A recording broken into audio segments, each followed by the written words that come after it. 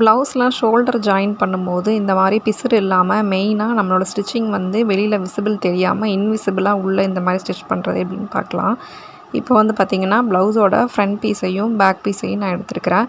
Back piece அடியில் வச்சு front பீஸை வந்து மேலே வச்சுருக்கேன். 2 சைடுமே நல்ல பக்கத்தில் தான் வச்சுருக்கிறேன். நல்ல பக்கத்தில் வச்சுட்டு கரெக்டாக அந்த முனையை வந்துட்டு 2மே எட்ஜு வந்து கரெக்டாக இருக்கிற மாதிரி வச்சுட்டு நல்லா ஒரு ஸ்டிச் போட்டுக்கோங்க. இந்த மாதிரி நல்லா மேலே வந்துட்டு நல்லா ஒரு கெட்டி தையலோடு போட்டு ஸ்டிச் போட்டுக்கோங்க.